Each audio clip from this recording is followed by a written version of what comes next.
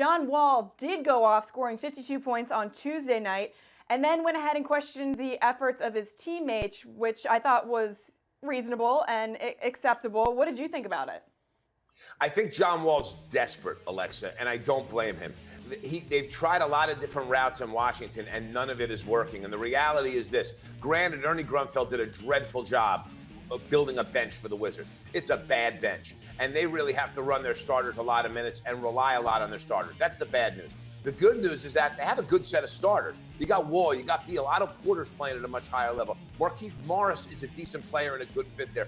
Gortat's a more than a serviceable center. This team should be better than it is. But for one reason or another, Scott Brooks' message isn't getting through. And it's interesting because a lot of people wanted to trash Randy Whitman in that job over the course of the last couple of years. Maybe Randy Whitman wasn't so bad at that job because Scott Brooks is really struggling to get this team motivated and having this team play with effort. The other thing that maybe needs to be looked at a little bit here, and again, I don't mind John Wall in this context making these comments, but I don't know if he's the right messenger. Scott Brooks may be the better messenger because Wall has spoken out enough, whether it's guys on other teams and their contracts, teammates, his relationship with Beal, that I do think there's some players that give him the collective eye roll when he does this. So this particular individual instance of him calling his teammates to task and trying to exhibit leadership, I don't have a problem with that individually, but what has kind of transpired to build up to it really may has undermined his credibility as a locker room and a bench and a court leader for the Wizards. And that, I think, has to be looked at and questioned as well.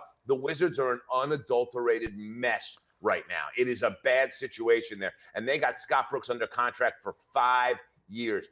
To me, for the Wizards right now, it may be about figuring out a way to break this team apart and rebuild it with Wall being the only piece that you keep. I really do, because they're going to have to worry about signing Porter. They got Wall signed to a contract that's a good competitive contract right now. Beal's making absurd money on the deal that he signed last year. So to me, if this group's not working, break it apart, start from scratch. You're going to be in the lottery anyway. Try to get some assets for what you have. I know Beal's a young player, but I'm not sure you want to rebuild with that contract sitting on your books, especially when Wall's got a competitive contract he's in year 3 of, and then you can make a decision on him later on in terms of you want to pay him that kind of enormous money. The Wizards are at a major crossroads here. Not getting a meeting with Kevin Durant was devastating for this organization. And now it's just all going in the wrong direction. And I'm not sure Ernie Grunfeld's the guy that made the mess. I'm not sure he's the guy that should be cleaning it.